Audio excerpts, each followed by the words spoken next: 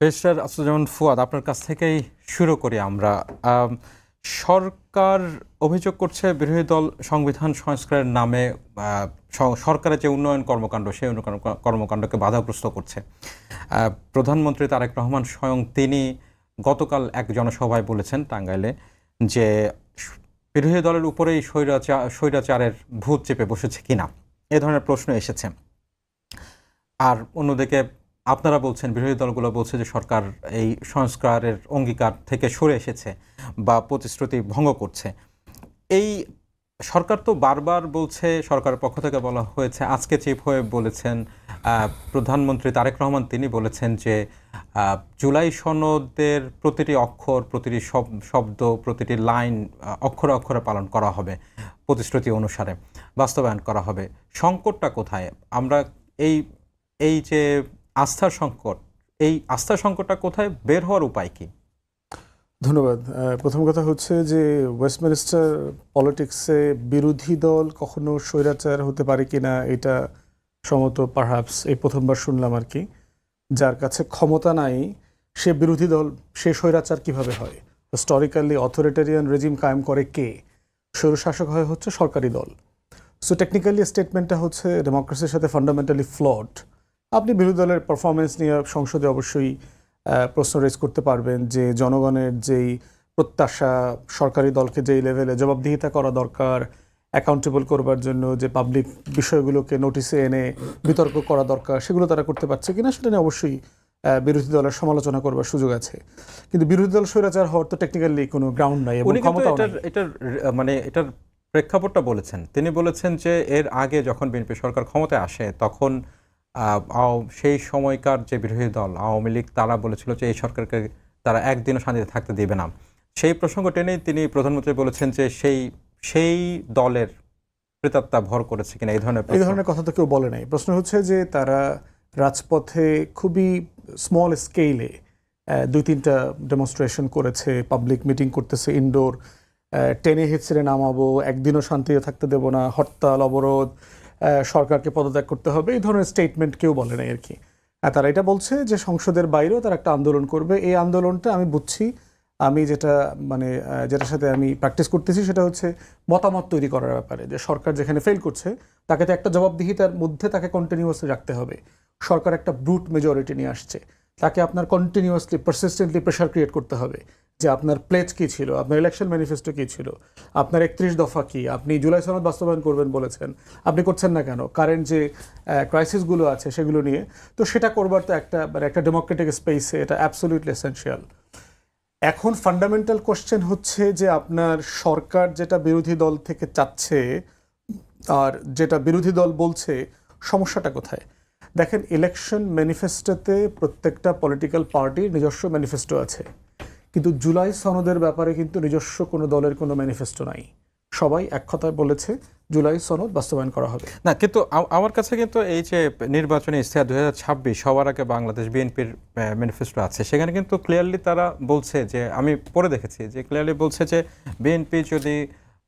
BNP নেতৃত্বাধীন জোট যদি জনগণের ভোট পায় এবং সরকার গঠন করতে পারে, তাহলে যেই জুলাই সনদ তারা অঙ্গীকার করেছিল সেই জুলাই সনদ তারা বাস্তবায়ন করে। আমি একমত হলাম, বললাম তো যে বাংলাদেশে যারা নির্বাচন করেছে প্রত্যেকটা রাজনৈতিক দল তার ম্যানিফেস্টোতে বলেছে জুলাই সনদ বাস্তবায়ন করবে। বাকি সব বিষয়ে বিভিন্ন দলের বিভিন্ন প্রস্তাবনা আছে, কৃষির ব্যাপারে, শিক্ষার ব্যাপারে, ইয়থ আনএমপ্লয়মেন্টের ব্যাপারে, কিন্তু জুলাই সনদ প্রশ্নে সবার সিঙ্গেল স্টেটমেন্ট আছে।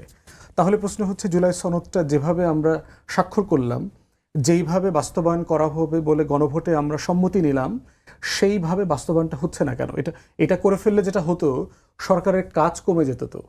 এবং এই যে 133টা অধ্যাদেশ যার সাথে কিছু সাংবিধানিক বিষয় জড়িত আছে, এগুলোর তো আমরা একমত হয়েছি করবার ব্যাপারে। আপনি এগুলোতে হাত দেওয়ার দরকার কি ছিল? বলা হচ্ছে একটা যুক্তি, প্রচুর মিথ্যাচার করছেন আমাদের মন্ত্রীরা পার্লামেন্টে, সংবিধানকে ঘিরে ধরে, বিভিন্ন আইনের রেফারেন্সে ধরে জাতিকে মিসলিড করছেন, সংবিধানের দোহাই দিয়ে পার্লামেন্টকে মিসলিড করছেন, এবং এটা পরিপূর্ণভাবে হচ্ছে আপনার ইমপিচ হওয়ার মতো একটা অপরাধ মন্ত্রীরা যেটা করছেন। এবং একাধিকবার এগুলো নোটিশ করা হয়েছে যে ওনারা মিথ্যা কথা বলছেন। এখন ওটা বলা যাবে না, এটা অসত্য কথা বলছেন, এতটুকু বলা নাকি যাবে? তাহলে প্রশ্ন হচ্ছে এটা করতে গেলেন কেন? অধিকতর ভালো বিল আপনি গুমের ব্যাপারে আনবেন, মানবাধিকার কমিশনারের ব্যাপারে আপনি বেটার স্ট্যাচুটরি প্রস্তাবনা দেবেন, তাহলে অধিকতর মানে হচ্ছে যে এটা ন্যূনতম একটা ভালো বিল। অধিকতর মানে তো তাই, এটা খারাপ না। তাহলে ন্যূনতম যেটা ভালো আছে এটাকে আপনি আপাতত অ্যাকসেপ্ট করলেন না কেন? প্রস্তাবনা আপনি বাজেট অধিবেশনের অনেক ব্যস্ত, বাজেটের পরে আপনি উইন্টার সেশনে আপনি নতুন করে প্রস্তাবনা আনবেন, বললেই তো হইতো যে আমরা এখানে আমাদের সংশোধনী আছে, রিজার্ভেশন আছে আমাদের দলের পক্ষ থেকে, তবে যেহেতু গণভোটে রেফারেন্ডামে আমরা ম্যান্ডেট নিয়ে আসছি, আমাদের ইলেকশন ম্যানিফেস্টোতে বলা ছিল যে আমরা এটা বাস্তবায়ন করব, এইটা টোটো আমরা বাস্তবায়ন করে ফেলছি, পাশ করে ফেলছি, তবে এটার ব্যাপারে প্রস্তাবনা সংশোধনী আমরা পরের সেশনে দিব, এটা বলে আপনি এটা পাশ করে ফেলতেন। তাহলে আপনি অপ্রয়োজনে এই 16টা বিষয় কেন রেজ করলেন? এরপরে দেখেন যে গণভোট অধ্যাদেশ সহ কয়েকটা অর্ডিন্যান্সের কথা বলা হয়েছে, এগুলো ল্যাপস হয়ে গেছে, এই জন্য পার্লামেন্টে তোলেন নাই। দেখেন এই যুক্তিটা খুব দুর্বল যুক্তি। আমরা ধরেন ম্যাট্রিক ইন্টার পাশ করেছি না, আমাদের একটা চোতা আছে না, সার্টিফিকেট আছে না, এটা কোনো কাজে লাগে? আর জীবনে কোনো দিন কাজে লাগবে? ধরেন আমার জীবনে এই চোতা আর কোনো দিন কাজে লাগবে না, আমার যত চোতা আছে, সার্টিফিকেট আছে, কারণ আমি এমন পেশায় আছি, এই পেশায় এই সনদ দেখায় আমার আর কিছু করতে হবে না, আমি আর জীবনে কোনোদিন চাকরি করব না। কিন্তু এর মানে কি আমি এটা পড়ায় দিই? আপনার সার্টিফিকেটটা কি আপনি পড়ায় দিচ্ছেন? কোনো কাজে লাগে না তো এখন আর। এর মানে হচ্ছে গণভোটের অর্ডিন্যান্সটা হচ্ছে এরকম একটা হিস্টোরিক ডকুমেন্ট যেটা আর্কাইভ করে রাখতে হয়। উত্তর পুরুষের প্রজন্ম আসবে, 24-এ একটা গণ অভ্যুত্থান হয়েছিল, এটা নিয়ে একটা জুলাই সনদ হয়েছিল, এটাকে কেন্দ্র করে একটা গণভোট হয়েছে, এইটা হচ্ছে সেই অধ্যাদেশের একটা কপি যেটা ল্যাপস হয়ে গেছে, সত্য, এটার কোনো কাজে লাগবে না, কিন্তু এরকম একটা হিস্টোরিক্যাল মোমেন্টকে প্রিজার্ভ করে রাখার একটা জাতীয় দায়িত্ব ছিল।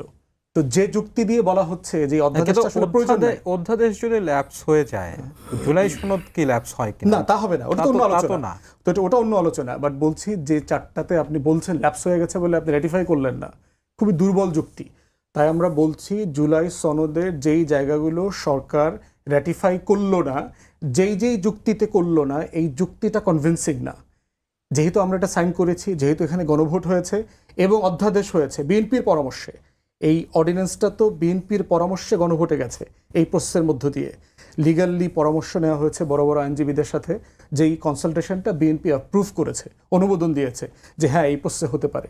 সাডেনলি আপনি সংবিধানের দোহাই দিয়ে এইটা অর্ডার না অর্ডিন্যান্স, এটা সংবিধানের সাথে যায় কি যায় না, এটা পুরুষ না, কিন্তু বিএনপি কিন্তু এই একই অর্ডিন্যান্সের বিষয়, এই গণভোট আদেশের বিষয়ে বিএনপি কিন্তু আদেশ হওয়ার পর থেকেই তাদের রিজার্ভেশন দিয়েছে। তারা বিএনপির পক্ষ থেকে বলা হয়েছে যে যেইভাবে এই অধ্যাদেশ হতে পারতো, যেভাবে এই আদেশ হতে পারতো সেভাবে হয়নি, এক ধরনের প্রতারণার শিকার হয়েছে বিএনপি। কারণ হচ্ছে যে অনেক জায়গায় নোট অফ ডিসেন্ট ছিল, আদেশের ব্যাপারে বলে নাই, কিছু কিছু জায়গাতে বলেছে যে আমাদের সেই প্রশ্নগুলোর ক্ষেত্রে তো সেখানে যে তিনটি প্রশ্নগুলো যেখানে উল্লেখ করা দরকার ছিল সেখানে করা হয়নি। প্রশ্ন হচ্ছে অধ্যাদেশ জারি করবার পরে নভেম্বরে সেইটা প্রতিবাদ করেছে কিনা, কোর্টে চ্যালেঞ্জ করতে পারতো, তো বলতে পারতো যে অধ্যাদেশটা আসলে একমত না।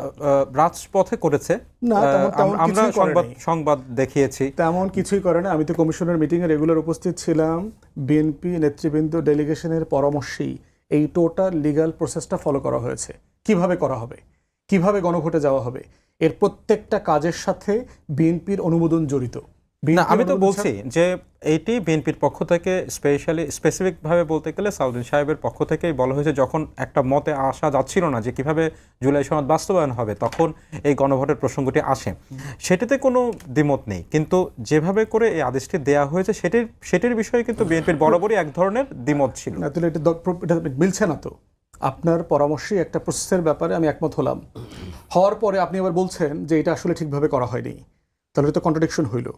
পুরো প্রসেস ফলো করার ব্যাপারে প্রত্যেকটা জায়গাতে বিএনপি লিডারশিপের সাথে আলোচনা করে অনুমোদন নিয়ে সম্মত হয়েই ঐকমত্য কমিশন এই জায়গাতে আসছে এবং আমরা সবাই আলোচনা করে এখানে একমত হয়েছি। সেই জায়গাগুলোতে এখন সংবিধানের দোহাই দিয়ে এটাকে আন্ডারমাইন করলে যেটা হচ্ছে, ওই যে ট্রাস্ট বিল্ডিং আপনি বলছেন, সরকারি দল বিরোধী দলকে বিশ্বাস করছে না, বিরোধী দল সরকারি দলকে বিশ্বাস করছে না, তাহলে আপনি ন্যাশনাল ক্রাইসিস মোমেন্টে আপনি একসাথে কাজ কিভাবে করবেন? আজকে যে সংকটে আমরা পড়েছি, জ্বালানি সংকট, অর্থনীতি, যদি যুদ্ধ কন্টিনিউ করে, অর্থনীতি ভেঙে যায়, আপনার সবাইকে তো একসাথে কাজ করতে হবে। তো এগুলো এমন ইস্যু, এটা পার্লামেন্টে সব দল একসাথে কাজ না করলে পুরো জাতিকে সাফার করতে হবে। সেটা বাদ দিয়া আমরা একটা একমত হওয়া জিনিস নিয়ে এখন তর্ক করছি সবাই। যে ফুয়াদ ভাই এই বিষয়ে খুব সম্ভবত শাহেদ আলম ভাই আপনার মনে হয় দ্বিমত আছে। আমি দেখছিলাম যে আপনি মাথা নাড়ছিলেন। একই সাথে আমি ছোট্ট করে একটা জিনিস যোগ করতে চাই, ছোট একটা দেই পরে আপনি প্রশ্ন করেন একই প্রসঙ্গে ছোট একটা জিনিস যোগ করতে, সেটা হচ্ছে যেটা ফুয়াদ ভাইও বলছিলেন, সেটা একই প্রশ্ন আমারও, যে গণভোটের ক্ষেত্রে হ্যাঁ এর পক্ষে 68% ভোট পড়েছে, সেটি যেই প্রক্রিয়ায় হোক না কেন, সেটা নিয়ে বিএনপির বিভিন্ন মত দ্বিমত নানান বিষয় আছে, কিন্তু সেটি অস্বীকার করার তো কোনো সুযোগ নেই। ওকে, অনেক ধন্যবাদ ব্যারিস্টার ফুয়াদকে, ধন্যবাদ আপনাকেও ধন্যবাদ। প্রথম কথা হচ্ছে গণভোটের ফল কেউ অস্বীকার করছে না। আমি ব্যাখ্যা করেছি গণভোট একটা ইনজেকশনের নিডলের মতো, যেটা একবার ব্যবহার করা যায়। গণভোট আমার ব্যবহৃত হয়ে গেছে, আমার শরীরে পুশও করা হয়েছে মেডিসিন, ইলেকশন হয়ে গিয়েছে। গণভোটটা কি ছিল? গণভোট ছিল যে সংস্কার আপনি চান কি চান না। এই যে ঐক্যমত্য কমিশন 9 মাস ধরে যে আলোচনা করলো এবং যেই সনদ তৈরি করলো, এই সনদের পক্ষে আপনার মানে এই সংস্কারগুলো হবে। কিভাবে হবে? লেখা আছে সংবিধান সংশোধন সাপেক্ষে যদি কোনো দল মেজরিটি পায়, তাহলে তারা তাদের পরিকল্পনা, তারা যেভাবে ওয়াদা করেছে সেই মোতাবেক হবে, তাদের যে নোট অফ ডিসেন্ট তাদের হবে। তো গণভোটটা কি? গণভোটটা হচ্ছে আপনি কি এই প্রক্রিয়াটাকে সমর্থন করছেন কিনা। জনগণ বলছে সমর্থন করছি, কিন্তু ওনারা ঐতিহাসিকভাবে এটার যে ব্যাখ্যা দিচ্ছেন সেটা হলো যে এর ভিতরে যেটা লেখা আছে এটা সবই পুঙ্খানুপুঙ্খভাবে পালন করার জন্য জনগণ রায় দিয়েছে। না, যতক্ষণ না পর্যন্ত দুঃখিত আলোচনাগুলো আছে, ওখানে লেখাই আছে সংবিধান সংশোধন সাপেক্ষে এইগুলো আইনে পরিণত হতে পারে। এখন পার্লামেন্টে মেজরিটির যেই দল পেয়েছে আর সংখ্যা মেজরিটি যারা কি বলে বিরোধী দল হয়েছে, তারা মিলে ফার্দার আলোচনা করে 180 দিনের একটা সময়সীমাও আছে। এখন এই 180 দিন কি সাধারণ 180 দিন, বিজনেস ডেজ, অসংসদীয় 180 দিন, সেটার কোনো ব্যাখ্যা নাই। হোয়াট এভার, সেইটা নিয়ে যখন ভোটাভুটিতে সংখ্যাগরিষ্ঠ মানুষ মতামত দিবে তখন এটা আইন, তার এক পর্যন্ত এটি কেবলই একটা পেপার। এখন আমি ওই বিতর্কে যাচ্ছি না। প্রথম কথা হচ্ছে যে ঐতিহাসিকভাবে এই আলোচনাটা বিএনপির বিরুদ্ধে হয়েছে যখন ঐক্যমত্য কমিশন আলোচনা হচ্ছে তখন থেকে, যে বিএনপি সংস্কার চায় না, সংস্কার বিরোধী। আমরা এখন যেটা দেখছি মূলত ওইটারই একটা কন্টিনিউয়েশন এবং ফার্দার এসকেলেশন, যে বিএনপি এটার বিরোধিতা করছে। এখন আমার ক্যামেরাম্যান ভাই মনে হয় বসে আছে, আমি একটু জুম করে একটা জিনিস দেখাবো, দুটি জিনিস দেখাবো, তারপরে আমি আলোচনায় ঢুকবো। আপনার কি মনে হয় যে নোট অফ ডিসেন্ট খালি বিএনপি দিয়েছে? না, নোট অফ ডিসেন্ট অন্যান্য দল দিয়েছে। আমি এখানে বলি জামায়াতের নোট অফ ডিসেন্ট 133 অধ্যাদেশের 15টিতে। এখন আমি জানি না দেখা যাচ্ছে কিনা, আপনার দেখাইতে পারেন। তো জামাত নোট অফ ডিসেন্ট দিয়েছে, রাইট? ওকে, কোথায় নোট অফ ডিসেন্ট দিয়েছে তার একটা যদি আপনি দেখেন তাহলে দেখব, এটা আমি একটা সরল প্রশ্ন করব, সেটা হলো মুক্তিযোদ্ধার সংজ্ঞায় জামাতের নোট অফ ডিসেন্ট। এখন মুক্তিযোদ্ধার সংজ্ঞায় জামাত নোট অফ ডিসেন্ট কেন দিল? কারণ তারা যখন এই সংজ্ঞাটা নির্ধারণ করলো এবং সেখানে বলা হলো যে বাংলাদেশ 1971 সালে কাদের বিরুদ্ধে যুদ্ধ করেছে? যুদ্ধ করেছে বাংলাদেশের জনগণের সাম্য, মানবিক মর্যাদা, সামাজিক ন্যায় বিচার প্রতিষ্ঠার আকাঙ্ক্ষায় হানাদার ও তাদের সহযোগী রাজাকার, আল বদর, আল শামস, তৎকালীন মুসলিম লীগ, জামায়াতে ইসলামী, নেজামে ইসলামী এবং দালাল ও শান্তি কমিটির বিরুদ্ধে পরিচালিত যে জনযুদ্ধ, ওইটাই আমাদের মুক্তিযুদ্ধ। এখন জামাত বলছে যে না, এই সংজ্ঞা পাল্টাইতে হবে, এটা আমাদের নোট অফ ডিসেন্ট আছে। কারণ জামাত জানে যে এই জামাতে ইসলামের যে নাম ঢুকানো হলো এখানে, গণহত্যার দায়ে যদি আওয়ামী লীগের বিচার হয়, জামাত ইসলামেরও একদিন বিচার হবে। এটার সমস্ত কিছু আয়োজন এখানে করা আছে। তো সেই জায়গায় এখন জামাত তো অন্য কিছু বলতে পারতেছে না, তার ব্যথা যে শরীরে একটা জায়গায়, সেটা সে স্পষ্ট করে বলতে পারছে না। বললে তো ধরা খেয়ে যাবে যে না, তুমি এখানে 71-এর বিষয়ে তোমার আমরা পাশ করে দিছি বলে তোমার গাত্রদাহ। সেজন্য ওরা আশপাশ দিয়ে সব কথা বলছে, বিএনপি সংস্কার চায় না, বিএনপি এটা বিরোধিতা করছে, বিএনপি আমাদের কথা শুনছে না, গায়ের জোরে সব করছে। তো জামায়াতের নোট অফ ডিসেন্ট তো সবচেয়ে বড় জায়গায়, আমাদের রাষ্ট্র ব্যবস্থাপনার মূল সংজ্ঞায়। ব্যারিস্টার ফুয়াদ, এনসিপি কি একবারের জন্য বলতেছে যে আমার তুমি কেন এটা বিরোধিতা করতেছো, তুমি তো দোষী এটার জন্য, এটা তো একটা ভালো কাজ হয়েছে? এবং এটা তো বিএনপি জোর করে চাপায় নাই, এটা ওই ঐক্যমত্য কমিশন থেকে এই বিষয়টা হয়েছে। মূল যে বিষয়, ওকে, এখন আরও অনেক বিষয় আছে, কিন্তু মূল যে ব্যাখ্যা সেটা হলো যে এই নোট অফ ডিসেন্ট, এখন ধরুন জামাত আল্লাহ না করুক সংখ্যাগরিষ্ঠতা পাইল, সংসদে সংখ্যাগরিষ্ঠতা পেয়েছে জামাত, 220টা আসন পেয়েছে। আপনার কি মনে হয় যে মুক্তিযোদ্ধার সংজ্ঞায় যে জামাত নোট অফ ডিসেন্ট দিয়েছে, প্রফেসর ইউনুস, আলী রিয়াজ এবং মনির হায়দারের সম্মিলিত যেই প্রচেষ্টায় যেই জুলাই সনদ স্বাক্ষরিত হয়েছে, এটা হুবহু সংসদে পাশ করতো, আইনে রূপ দিত, নাকি জামাত ইসলামের নামটা বাদ দিয়ে জামাত ইসলাম এই অধ্যাদেশ পাশ করার চেষ্টা করত? সরল মনের প্রশ্ন। জামাতকে যেখানে নাটের গুরু হিসেবে উল্লেখ করা হয়েছে, তারা কি জামাতের নামটা রেখে পাশ করত না বাদ দিয়ে পাশ করত? আপনি বলছেন যে মানে যদি বিরোধী দল সরকারি দলে থাকতো তাহলে Exactly. একই সংকট তৈরি হতো। একই সংকট তৈরি হইতো। তো সেক্ষেত্রে সরল ব্যাখ্যা হলো যে রাষ্ট্র পরিচালনার ক্ষেত্রে যাদের অভিজ্ঞতা আছে, পূর্ব অভিজ্ঞতা এবং বাস্তবায়নের চ্যালেঞ্জের ক্ষেত্রে, দেখুন তারা ওয়াদা করেছে 18 কোটি মানুষের ভাগ্য পরিবর্তনের জন্য বাংলাদেশে। 4 কোটি 10 লক্ষ মানুষকে ফ্যামিলি কার্ড দেবে 2,500 টাকা করে। It's not a matter of joke, it's a huge money collections. আজকে গতকালকে কৃষকদেরকে তারা 22,000 কৃষক। হ্যাঁ, জি। ইটস এ হিউজ মানি। হাসপাতালগুলোর উন্নত করার চেষ্টা করছে। আজকে দায়িত্ব নেওয়ার সাথে সাথে হামের প্রাদুর্ভাব, যেখানে পূর্ববর্তী সরকার এই সংস্কারের নামে খেলা করতে করতে তারা এই জরুরি জনগুরুত্বপূর্ণ বিষয়গুলো ওভারলুক করেছে। তাদের কোনো পয়েন্টই ছিল না 2 বছর ক্ষমতায় থাকার, তারাই এইসবের নামে এই কাজগুলো করেছে, ওভারলুক করেছে সব। আজকে বাংলাদেশের জ্বালানি সংকট, 2 বছরে একটা জ্বালানি তেলের মজুদ বৃদ্ধি করার জন্য ন্যূনতম নজর দেওয়া হয় নাই। নারীদের মর্যাদা রক্ষা করার জন্য কোনো কমিশনই করতে পারে নাই। শিক্ষার মেধা উন্নয়ন প্রকল্পে তারা শিক্ষা কমিশন নামে কাজ এগোতেও পারে নাই। কোথায় কোথায় গিয়েছে?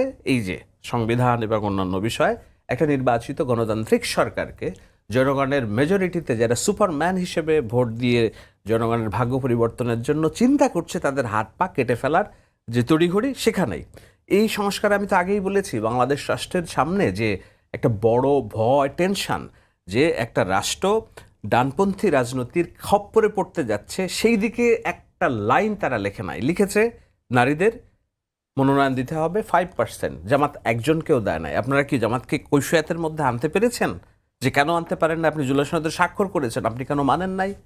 সুতরাং এই যে দোষ ত্রুটি এবং পিছু হটার যে রাজনীতি, এটা দুই পক্ষ থেকেই আছে। বিএনপি যে আমি ধোয়া তুলসী পাতার মতো আচরণ করছে সব সর্বা এরম না, কিন্তু তাদেরকে দেখতে হচ্ছে যে রাষ্ট্র পরিচালনার ক্ষেত্রে আমার প্র্যাকটিক্যাল এক্সপিরিয়েন্স থেকে যদি আমি দেখি রাষ্ট্রকে এগিয়ে নিতে হয়, তাহলে আমি খাদ রাখতে পারো না। একটা উদাহরণ, সেটা হলো গুম কমিশন, যেটা নিয়ে সবচেয়ে বেশি কথা হচ্ছে। এখানে মার্চে মাসির আবদার বেশি মনে হচ্ছে। গুমের রাজনীতির শিকার হয়েছে সবচেয়ে বেশি কোন দল? বিএনপি। যিনি ঐক্যমত্য কমিশনে বিএনপি রিপ্রেজেন্ট করেছে, সালাউদ্দিন আহমেদ নিজেই গুমের শিকার। উনি কি চাইবেন তার স্ত্রী, ইলিয়াস আলীর স্ত্রী, তাসনির রুশদি সংসদ সদস্য, ডেড বডিটাও পাওয়া যায় না এখনো, ওনারা কি চাইবেন যে রাষ্ট্র পরিচালনার ক্ষেত্রে যেইভাবে শেখ হাসিনার মাফিয়াতন্ত্র কাজ করেছে ওনারাও সে একইভাবে কাজ করবেন? প্রবলেমটা কোথায়? আমি বলি প্রবলেমটা কোথায়? প্রবলেমটা হলো বিশেষ রাজনৈতিক উদ্দেশ্য প্রণোদিতভাবে ইউনূসের গুম কমিশন বাংলাদেশের সামরিক বাহিনী, প্রতিরক্ষা বাহিনীকে যে পঙ্গু করার মিশনে নেমেছিল নাবিল ইদ্রিসের নেতৃত্বে, একজন জামায়াতি কর্মীর নেতৃত্বে, সেইখানে অনেক ত্রুটি আছে। আপনি যদি ওই সুপারিশ সহই গুম কমিশন বাস্তবায়ন করেন, ইদার আপনার প্রতিরক্ষা বাহিনীর ভিতরে অচল অবস্থা তৈরি হবে, আপনি রাষ্ট্রের নিরাপত্তা বিধান করতে পারবেন না, আপনি সরকার পরিচালনা করতে পারবেন না, ট্রাস্টের সংঘাত তৈরি হবে। সে কারণেই বিএনপি বলছেন নো, আমরা এটা বাদ দিচ্ছি না, আমরা আরো একটু স্ক্রুটিনাইজ করবো, সংশোধিত আকারে নিয়ে আসবো। এক্স্যাক্টলি, কারণ আমার রাষ্ট্র পরিচালনা করতে হবে। এই সেনসিটিভ বিষয় এগুলা। সো এরকম আরো অনেক বিষয় আছে, আমি চাইলে প্রত্যেকটা জিনিসের ব্যাখ্যা দিতে পারবো। গুম কমিশনের ক্ষেত্রে বলছেন, কিন্তু মানবাধিকার কমিশন বা সুপ্রিম কোর্টের সচিবালয় গঠন বা সুপ্রিম জুডিশিয়াল কাউন্সিল গঠন, এই সকল বিষয় হচ্ছে সরকার কেন সেই মানে সেই দিকেই গেল? মানে সেই দিকে গেল উন্নত দেশে কিন্তু এই ধরনের উদাহরণ রয়েছে যেগুলো নির্বাহী থেকে সম্পূর্ণ আলাদা। আপনি বললেন তো সংসদ সচিবালয়, আইন সচিবালয়, উচ্চ আমি আদালত তো ওইটাও বলছি যে যেইটা আমি পারবো না, আমি যদি পারবো বলতাম তাহলে তো আমি ওই জায়গায় বলতাম যে আমি এটা পারবো, করে ফেলবো। একটা বিচারাঙ্গনে একজন বিচারক কতটা পারদর্শী, এখন বিচারাঙ্গনে বিচারক তো আমি কাঙ্গারু আদালত বানাইতে চাই না। ওইটা আমার সংস্কারের 3 সংস্কারের সবচেয়ে বড় সংস্কার। একটা হলো 5 বছর পর পর নির্বাচন, একটা হলো বিচারাঙ্গনকে মাফিয়াতন্ত্র এবং কাঙ্গারু আদালতের বাইরে আমার জনগণের বিচার ব্যবস্থা প্রতিষ্ঠা করা, এবং 3 নম্বর হচ্ছে যে পুলিশ যেন দলীয় কর্মী তাদের গায়ে সরকারি পোশাক পরিয়ে যেন মানুষের উপর হামলে না পড়ে। এই তিনটা ব্যবস্থার সংস্কারই হলো একটা দেশের সবচেয়ে বড় সংস্কার আমি মনে করি। তো সেই জায়গায় বিচারাঙ্গনকে ডক্টর ইউনূসের সরকার 2 বছরে কিভাবে বিচারপতি নিয়োগ দিয়েছেন? উনি কি কোনো সার্চ কমিটির মাধ্যমে বিচারপতি নিয়োগ দিয়েছিলেন, নাকি মনে যাকে চেয়েছে তাকে বিচারপতি নিয়োগ দিয়েছেন? সর্বশেষ 22 জনকে যে বিচারপতিকে স্থায়ীকরণ হলো, আমি আদালত অবমাননার বাংলায় যেতে চাই না, কিন্তু এটাও তো সত্য যে একজন বিচারক তার পারদর্শিতা কতখানি সেটা যাচ করার জন্য প্রথা হলো 2 বছর তিনি বিচারাঙ্গনে কাজ পালন করবেন, তারপর নিজের যোগ্যতা অনুসারে স্থায়ী হবেন। সার্জিস আলমের শ্বশুর সহ 23 জনের মধ্যে 22 জনকে আপনারা স্থায়ী করলেন উইদিন 1 ইয়ার, প্রথা ভাঙলেন। তো আপনি যেই 2 বছর থেকে আপনি সংস্কারের সবচেয়ে বড় ঝান্ডা বাহী একজন এই হাইটের মানুষ এবং জ্ঞানী গুণী বুদ্ধিজীবী সুশীল সমাজ মিলিত একটা 2 বছরের সরকার, একটা বিচারাঙ্গন কিভাবে স্বাধীনভাবে চলতে হয়, বিচারক নিয়োগ কিভাবে হতে হয়, আপনারা যেটা দেখাতে পারেন নাই, আপনি কেন সেটা নির্বাচিত সরকারের কাছে এক্সপেক্ট করেন যে আমরা যেভাবে বলেছি তুমি সেভাবে করো? না, কিন্তু একটা অন্যায় দিয়ে তো আরেকটা অন্যায় জাস্টিফাই হয় না। হয় না। জি, আপনাদের সময় দিতে হবে যে না, এগুলোর কোনো কিছু তো উবে যাচ্ছে না। আমার রাষ্ট্র পরিচালনায় 1.5 মাসের একটু বেশি, 2 মাসের মতো বয়স সরকারের, 2 মাস এখনো কতগুলো হয়নি, ক্রাইসিস 2 দিন হ্যান্ডেল পরে 2 করতে মাস হচ্ছে। হবে। জি। একটা যুদ্ধ অবস্থা, বিশ্বযুদ্ধতম অবস্থা, হামের ঠিকানায় শিশু মরতেছে, একটা মবতন্ত্রের রাষ্ট্র ব্যবস্থা থেকে আমরা একটা যে আমরা সাধারণ মবের ইস্যুতে আসবো। সাধারণ সমাজ ব্যবস্থায় প্রত্যাবর্তনের কথা বলার জন্য যে চ্যালেঞ্জগুলো, পুলিশ বাহিনী, প্রশাসন, সব জায়গায় নির্দিষ্ট মতবাদের লোকজন ভরা, সেইখানে আমি এইগুলো জনগণের ভাগ্য উন্নয়ন অ্যাড্রেস করবো নাকি না? আমার হাতে তো 180 সংসদীয় কার্যদিবস আসছে, তুমি এত ব্যস্ত হচ্ছ কেন? আমার তো 2 মাসেই করে ফেলতে হবে না, 180 সংসদীয় কার্যদিবস তো আমার হাতে আছে। Let's see, keep the trust, দেখো আমরা কি করি। আপনাকে কিছু ভালো জিনিসও তো আপনাকে মানতে হবে। এর আগে পৃথিবীতে কোন নির্বাচন হয়েছে বাংলাদেশে যে নির্বাচনে সংখ্যালঘু নির্যাতন হয় নাই? আমলা হয়, এবার হয়েছে। গত 2 বছরে বাংলাদেশের মানুষ কি পয়লা বৈশাখ উদযাপন করতে পেরেছে নির্ভয়ে? এবার আপনি একটা অকারেন্স দেখেছেন বাংলাদেশের 18 কোটি মানুষের মধ্যে। So this are big success. আপনাকে দেখতে হবে যে সরকার আরো অনেক কাজে মনোযোগী। অ্যাপারেন্টলি অন্যান্য অনেক জাতীয় সংসদ নির্বাচনের চেয়ে এই নির্বাচন অনেকটুকুই সহিংসতা ছাড়া হয়েছে, এটুকু বলা যায়। আপনার পয়েন্টটি বুঝতে পেরেছি। বেশে ফুয়াদ, আপনার কাছে আবারও আসি। যেটি হচ্ছে যেটি শাহেদ আলম বলছিলেন যে মানে এত কম সময়ের মধ্যেই আস্থার সংকট কেন হবে, এটি একটি বিষয়, যদি সংক্ষেপে একটা উত্তর দেন। আর আরেকটা বিষয় একটু আলোচনা করতে চাই, সেটি হচ্ছে যে আমরা কিন্তু দেখেছি যে সরকার গঠন হওয়ার পরে সরকারের স্বরাষ্ট্রমন্ত্রীর পক্ষ থেকে বলা হয়েছে যে মবের নামে আর সন্ত্রাস মেনে নেওয়া হবে না। উনি খুবই কঠোর অবস্থানের কথা বলেছেন, কিন্তু আমরা কিন্তু এই মব সন্ত্রাস কমে আসতে দেখছি না। আমরা কিছুদিন পরপরই ভয়ঙ্কর ভয়ঙ্কর ঘটনা দেখছি, গণমাধ্যম প্রকাশ করছে। সেই বিষয়ে যদি আপনি কিছু বলেন। জি। প্রথম কথা হচ্ছে যে শাহেদ আলম ভাই একটু মিসলিড করছেন। সেটা হচ্ছে যে জুলাই সনদ সংবিধান সংশোধন করবার মধ্য দিয়ে বাস্তবায়ন করবার একটা ওয়াদা বিএনপির আছে, কথা সত্য না। জুলাই সনদে বলে দেওয়া আছে যে এই সনদটা কীভাবে বাস্তবায়িত হবে। তার ভিতর আপনার মনে থাকার কথা যে এই নির্বাচনে যারা নির্বাচিত হবেন তারা ডুয়েল রোল নিয়ে নির্বাচিত হবেন। তারা সংসদ সদস্য এবং সংবিধান সংস্কার সভার শপথ নেবেন একই দিনে। এইটা জুলাই সনদে পরিষ্কার করে বলে দেয়া আছে। এরপরে যদি আপনি রেফারেন্ডামের কোশ্চেনগুলো পড়েন, সেখানে কোন কোন সংশোধনীর ব্যাপারে বলে দেওয়া আছে জুলাই সনদে যেভাবে হবে লেখা আছে, ওইভাবেই আপনি এটা সংশোধন করবেন এবং সংসদে আনবেন, পাশ করবেন। বাকি বিষয় যেগুলো থাকবে সেগুলো যার যার দল তার নোট অফ ডিসেন্ট এবং ইলেকশন ম্যানিফেস্টো মোতাবেক করবেন। কিন্তু সংকটটা কিন্তু বেশি সেখানেই, মানে বিএনপির পক্ষ থেকে বা সরকার, এখন যারা সরকারে আছেন তাদের পক্ষ থেকে সংকটটা কিন্তু সেখানেই। যখন এটি বলে দেওয়া হয়েছে তখনও কিন্তু নির্বাচন হয়নি, তখন কিন্তু বিএনপির পক্ষ থেকে বারবার এটা বলা হয়েছে যে আমরা কতগুলো নোট অফ ডিসেন্ট সহ একটি জুলাই সনদ স্বাক্ষর করেছি, কিন্তু এই অন্তর্বর্তী সরকার নির্বাচনের আগেই আমাদেরকে ডিটেক্ট করে দিচ্ছে যে আগামী সংসদ কোন কোন বিষয়ে কোনো নির্ধারিতভাবে তাহলে সেই বিষয়ে বিএনপির ইলেকশন ম্যানিফেস্টোতে পরিষ্কার করে বলে দেওয়া দরকার ছিল। বলা আছে বিএনপির ইলেকশন ম্যানিফেস্টোতে বলা আছে জুলাই সনদ বাস্তবায়ন করবে, না এর ভিতরে কোনো যদি কিন্তু নাই। না, ইলেকশন নোট অফ ম্যানিফেস্টোতে ডিসেন্ট সহ যেটি বিএনপি স্বাক্ষরিত, কিন্তু সেটা তো ওভাররাইড হইছে। রেফারেন্ডামে কি হইছে? রেফারেন্ডামে এ বি সি তে বলা আছে না কোনগুলোর ব্যাপারে আপনার মতামত। জুলাই সনদে ওভাররাইট হয়নি, হয়েছে, যখন আদেশটি হয়েছে সেই আদেশের মধ্যে গণভোট। সেটা নিয়ে বিরোধ। গণভোটের আমার মনে হয় প্রশ্নে- ফুয়াদ ভাই একটু ভুল হচ্ছে আপনার। সেটা হলো যে আপনি যে সংবিধান সংস্কার পরিষদের যে কথা বললেন, এইটা কিন্তু জুলাই সনদের কোনো বিষয় না, এটা রাষ্ট্রপতির আলাদা একটা আদেশ। ওটা ঠিক আছে, ওটা আলাদা, কিন্তু সনদের ভিতরে প্রসেস বলে দেওয়া আছে, প্রসেস বলে যে দেওয়া এটা আছে। কিভাবে হবে, কিভাবে শপথ না, নেওয়া না, হবে, specific. কিভাবে গঠিত হবে, পুরো প্রসেস হ্যাঁ। সনদে লেখা আছে। স্পেসিফিক যাদের যদি বলেন আপনার এইভাবে যে একই দিনে সংসদ সদস্য এবং গণপরিষদ সদস্য হিসেবে শপথ নিতে হবে, আমার মনে হয় যে এখানে একটু তথ্যের জুলাই ঘাটতি সনদে লেখা আছে। একদিনে হওয়ার কথা ছিল না। জুলাই সনদে লেখা আছে। আমি তো বললাম সেই লেখা আছে তো। প্রধান নির্বাচন কমিশনার একসাথে 2টা শপথ পাঠ করাবেন, সেজন্য আপনি দেখবেন যে বিরোধী দলের সদস্যরা একই দিন 2টা শপথ পড়েছেন। এই জায়গায় কি বিএনপি একমত হয়েছে না নোট অফ ডিসেন্ট দিয়ে রেখেছিল? ওইটাই তো জাতীয় সনদ আকারে সাইন করা হয়েছে। না না না, জাতীয় সনদে তো লেখাই আছে।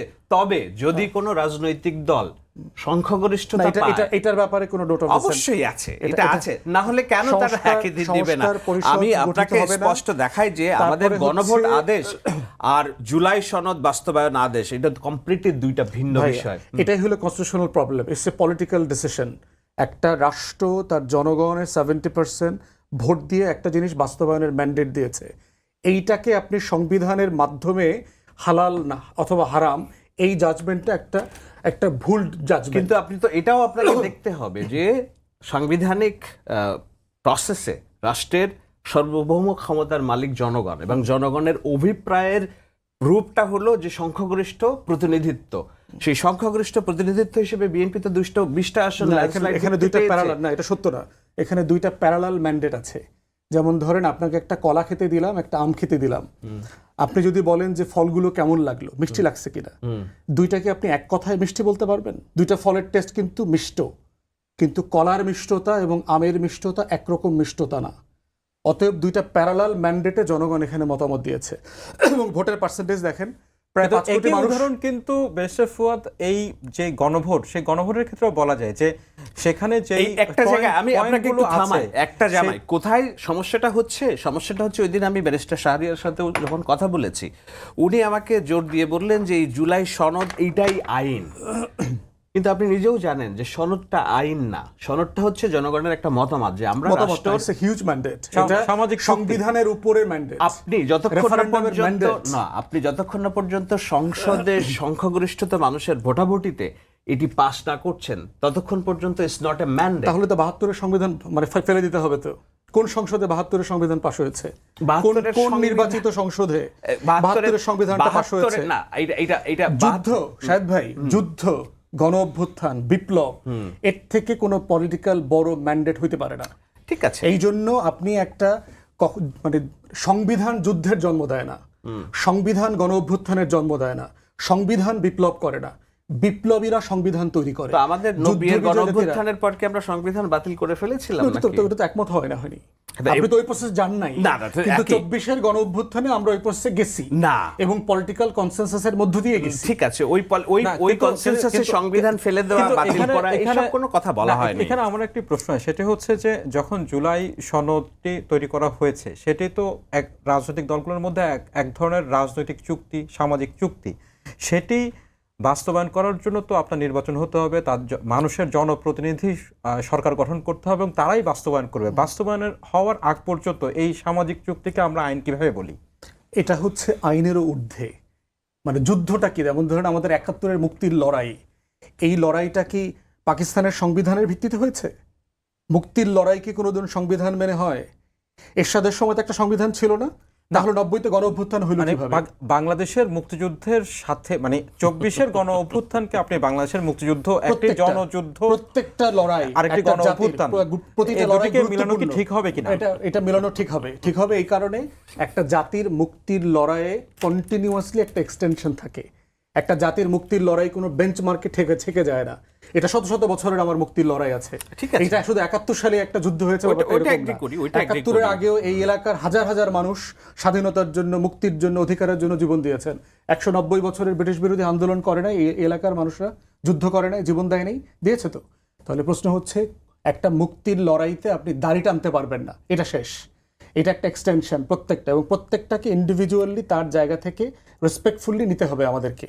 এবং সেই জন্যই হচ্ছে এই হিস্টোরিক্যাল ইভেন্টের যে ম্যান্ডেট, এই ম্যান্ডেটকে আপনি সংবিধান দিয়ে জাজ করতে পারবেন না। It's a political mandate. Constitution political ম্যান্ডেটের মাধ্যমে তৈরি করা হয়, ফেলেও দেওয়া হয়। পৃথিবীতে অ্যাভারেজ একটা কনস্টিটিউশনের বয়স হচ্ছে 19, 20, 25 বছর। প্রথম কথা একটা জেনারেশন পরে থাকে না। ফুয়াদ ভাই, আপনার যদি সংবিধান যদি যে আমরা এই স্থগিত থাকে, সাবজেক্টে আলোচনা শেষ করে স্থগিত অন্য না, এটা বিষয়ে যাব। ইন্টারেস্টিং। কারণ হলো ফুয়াদ ভাই যেহেতু লার্নেড মানুষ, সো ওনার সাথে মানে এটাকে কি বলে, বিষয়গুলো নিয়ে আলোচনা করলে কি হবে। যখন আপনি এটার কথা বলছেন, একটা কনস্টিটিউশন রানিং থাকা অবস্থায় আপনি এটাকে কি বললেন, আপনি এটাকে সবকিছুর উপরের মানে ম্যান্ডেট হিসেবে যে দায়ী করছেন কিংবা দাবি করছেন, টেকনিক্যালি থিওরিটিক্যালি এটা রং। কারণ হলো আপনার এই রাষ্ট্র পরিচালিত হয়েছে, এই যে চুপ্পুর যে আদেশটা দিয়েছে এবং তার যে ক্ষমতায়ন এবং তার অধীনে ইউনূসের যে সরকার পরিচালিত হয়েছে, যেই সরকারের আমলে 133টা অধ্যাদেশ আর আদেশ যাই বলুন না, এগুলো জারি হয়েছে, সব কিছু আন্ডার কনস্টিটিউশন। সেই কনস্টিটিউশনের উপরে কেমনে আপনি গণভোটকে দিবেন এখন, প্রথম কথা যেখানে হচ্ছে বলা হয়েছে যে আমাদের হাতে খুব বেশি সময় না, আমরা এই একই আলোচনায় প্রায় why not you guys ask for building a amicus curiae, যে amicus curiae ডিসিশন দিবে। যেতে হবে না ভাই, ওইটা মতামত দেওয়ার জন্য আমরা গুড এনাফ। প্রশ্ন হচ্ছে যে বাংলাদেশের সরকারটা গণ অভ্যুত্থানের ভিত্তিতে পরিচালিত হয়েছে, 106 এর ভিত্তিতে হয়নি। অ্যাটর্নি জেনারেল কবে অ্যাপয়েন্টেড হয়েছে? 6 তারিখে। সরকার ছিল।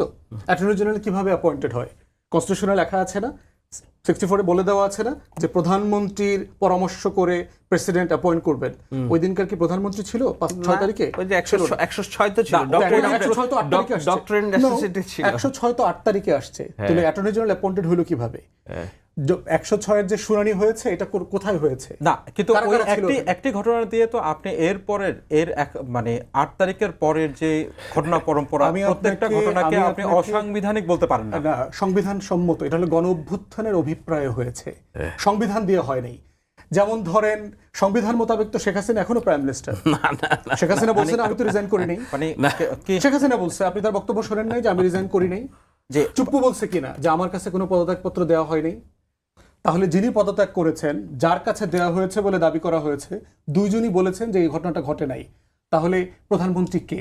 সংসদ ভেঙে দিতে চুপ্পুকে কে বলছে? সংসদ কে ভেঙে দিতে বলতে পারে? প্রধানমন্ত্রীকে বলতে হবে না? কনস্টিটিউশনের মোতাবেক গত বছরের বাজেটটা কোথায় হয়েছে? কিন্তু এই প্রশ্নগুলোর কিন্তু সলিউশন হয়ে গেছে। এই প্রশ্নগুলোর সলিউশন হয়ে গণ অভ্যুত্থান, এই সংবিধান দিয়ে না, এটাই সমাধান হয়ে গেছে। সংবিধানকে আমাদেরকে রাখতে হয়েছে, আমাদেরকে 106 নিতে হয়েছে। হাইব্রিড মডেলে গেছি, গণ অভ্যুত্থানের উইল অনুযায়ী দেশটা চলেছে, good practice of the past. সেই জায়গাটাতে সংবিধান সুপ্রিম ছিল না, will of the people supreme ছিল। আপনি যদি সংবিধান বলেন তাহলে আজকে অবৈধ প্রধানমন্ত্রী সংসদে বসে আছে, কিন্তু আমরা মনে করি উনি বৈধ প্রধানমন্ত্রী, কারণ গণ অভ্যুত্থানের উইল মোতাবেক নির্বাচন হয়েছে, উনি মেজরিটি পেয়ে সংসদে গেছেন। বিএনপি আগুন নিয়ে খেলছে, অপ্রয়োজনীয়। তিনি 72-এর ফ্রেম নিয়ে যেটা খেলছে, এটা বিএনপি সরকারকেই আন্ডারমাইন করে, অবৈধ করে দেয়। বরং যদি গণ অভ্যুত্থানকে ওন করে আপনি বলেন তাহলে বিএনপির ম্যান্ডেট শক্তিশালী হয়, স্ট্রেংথেন হয়। আমরা ওটাই বলছি। আচ্ছা, ওটার ভিত্তিতে করেন। ফুয়াদ ভাই, জামাতের যে নোট অফ ডিসেন্ট মুক্তিযুদ্ধের সংজ্ঞা, এটা আপনি সাপোর্ট করেন না? এটা করলে তো হয়, ওখানে আমার নাম লেখা থাকতো। Any party note of dissent লেখা আছে ওখানে? না তো নাই তো। তাহলে আপনারা এগ্রি করেন আর কি। আচ্ছা, ভালো। তো আমি বলি, এই যে আমাদের কাছে আর 4 মিনিট সময় আছে। আমরা আরেকটা বিষয়, যে আমরা এক বিষয় লাস্ট 36 না, এটা মিনিট ভালো। কথা আমার বলেছি। মনে হয় পাবলিক কিছু পাইছে এখান থেকে। সেই একই প্রশ্ন আমি আবার এটা আপনার কাছে যেতে চাই এবং তারপরে ফুয়াদ ভাইয়ের কাছে যেতে চাই। সেটি হচ্ছে, এই সরকার গঠিত হওয়ার পরে এই সরকারের স্বরাষ্ট্রমন্ত্রী বলেছেন যে এরপর থেকে কঠোরভাবে এটা দমন করা হবে, কোনো ধরনের মবের কথা বলছেন, সন্ত্রাসী হবে না। কিন্তু আমরা কিন্তু এই মব সন্ত্রাস, মবের মাধ্যমে মানুষ হত্যা, এই ঘটনাগুলো খুব বেশি কমতে দেখলাম না। না, আমি আপনার সাথে দ্বিমত করি না, আপনার সাথে আমি দ্বিমত করি। সেটা হলো যে খুব আহামরি আছে ওটা আমি বলবো না। আপনাকে আমি তো আগেই বলেছি যে গত 2 বছর মানুষ ঘটনা ঘটেছে, কুষ্টিয়ার ঘটনা ঘটেছে, আমি কুষ্টিয়ারটাই বলছি। এখন এখানে এলিফ্যান্ট ইন দ্য রুম আছে। হ্যাঁ, এলিফ্যান্ট ইন দ্য রুম হচ্ছে এই মবগুলোর জনক এবং মবগুলো পরিচালিত হচ্ছে জামায়াতে ইসলাম এবং তার পেরিফেরিয়াল প্রক্সি মওদুদি পলিটিক্যাল পার্টিস দিয়ে। তো এইটা তো প্রথম দিনই যখন হয়েছে, আমি সরকারকে তীব্র ভাষায় বলেছি যে you failed to take necessary action, you have to arrest people. এইটা হত্যাকাণ্ড মেনে নেওয়া যায় না কোনোভাবে।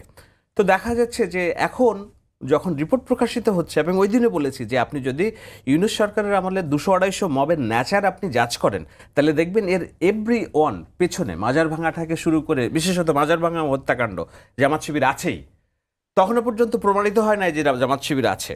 গতকাল কিন্তু সংবাদ লিড নিউজ বের হয়েছে যে এটার মূল ইন্ধনদাতা প্রথম আঘাতটা করেন একজন জামায়াত কর্মী।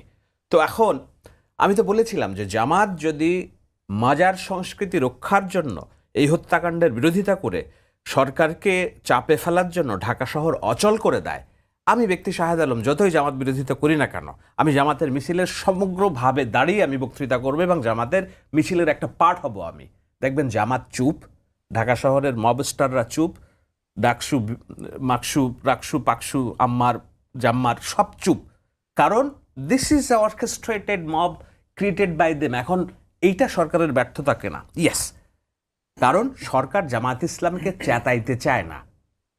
জামাত ইসলামী এই যে 4 জনকে যদি গ্রেপ্তার করে, না, কিন্তু কালকে না সংসদে আমির সাহেব বক্তব্য দিয়ে ফেলেন যে আমার বোন সাউদার মতো এটা মুক্তি দিতে হবে, নাহলে আমরা সংসদ অচল করে দিব। ঠিক আছে, তো আর আপনি যে বলছেন যে মব চলতে আছে, আমি মনে করি ডক্টর ইউনূসের 2 মাসে যদি 250 মব হয়ে থাকে, এখানে 2টি মব হয়েছে। একটা প্রাণহানির ঘটনা ঘটেছে, একটা ঢাকা বিশ্ববিদ্যালয়ের LGBTQ এর কথিত একটা সমাবেশে হামলা হয়েছে, ওটাও ঢাকা বিশ্ববিদ্যালয়ের শিবির নিয়ন্ত্রিত জায়গায়। সুতরাং 2টা জায়গাতে এলিফেন্ট ইন দ্য রুম আছে।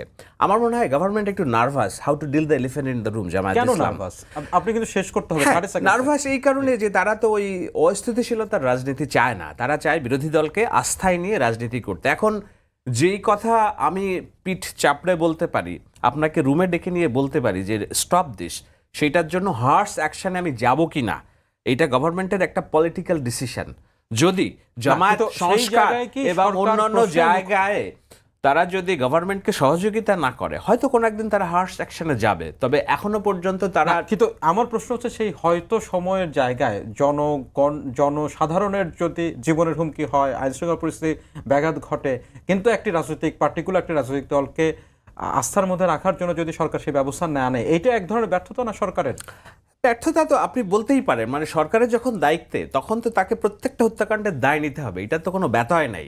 সেই হত্যাকাণ্ড যেই ঘটাক, সে তার নিজের দলের কর্মী হোক আর বিরোধী দলের কর্মী হোক, সরকারের দায়িত্ব হলো যে আইনের বিষয় কি, চোখ অন্ধ, আপনি এখানে বাঁচবেন না, বেঁধে যে অপরাধী তাকে আপনি শাস্তি দেবেন আইনের আওতায় আনবেন। ধন্যবাদ বেশর ফুয়াদ। এই বিষয়ে আপনার 1 মিনিটের মন্তব্য নিয়ে আমরা শেষ করব। আমার সম্মানিত প্রিয় বড় ভাই সালাউদ্দিন ভাইকে ডেপুটি প্রাইম মিনিস্টার করে ফেলা দরকার, করে হোম মিনিস্টারের দায়িত্ব অন্য কাউকে দেওয়া দরকার। আমাদের সালাউদ্দিন ভাই এত বেশি সংবিধানের মধ্যে ঢুকে গেছেন, ওনার পক্ষে আসলে মিনিস্ট্রিতে কনসেন্ট্রেট করাটা খুব জটিল হয়ে গেছে। ওনাকে জুলাই জাদুঘরের বিষয়ে রেসপন্স করতে হয়, বাবার দোয়া ক্রিকেট বোর্ড কেন দখল করা হয়েছে ওইটার রেসপন্স করতে হয়, সংবিধান রেসপন্স করতে হয়, জুলাই জাতীয় সনদ রেসপন্স করতে হয়। না, সবকিছুতে জুলাই response জাতীয় সনদ করতে হয়। সংবিধান ওনাকে রেসপন্স করতেই হবে আমার মনে হয়, কারণ উনি এটার সাথে যেভাবে করে সম্পৃক্ত সমস্যা নাই ছিলেন। তো, এটা একটা মিনিস্টার রেসপন্সিবিলিটি দিয়ে দেওয়া হোক। আপনি ডেপুটি প্রাইম মিনিস্টারের একটা পদ না, create করে স্বরাষ্ট্র আমাদের মন্ত্রণালয় last 30 seconds আছে। মন্ত্রণালয় হিসেবে একজন কাউকে উনি দেওয়া কোথায় হবে, দায়িত্ব শেষ করতে হবে। পালন Last করছেন? last অন্য 20 কাউকে seconds দেওয়া আছে। দরকার যিনি ডেডিকেটেডলি এই মিনিস্ট্রিটা চালাতে পারবেন। আর দ্বিতীয় ফাইনাল কথা হচ্ছে ফৌজদারি অপরাধে দলীয় পরিচয় একদম বিবেচ্য না। যিনি যে I যে agree. ব্যক্তি I agree. যত পাওয়ারফুল হোক, I সেটা agree. এসালম থেকে শুরু করে জামাত কর্মী, প্রত্যেকে যিনি যেভাবে দায়ী তাকে ফৌজদারি অপরাধের এমনকি- সংজ্ঞা মোতাবেক আনতে এমনকি হবে। নাবিল গ্রুপ হোক আর এসালম হোক, সবই Whosoever, জি, whosoever.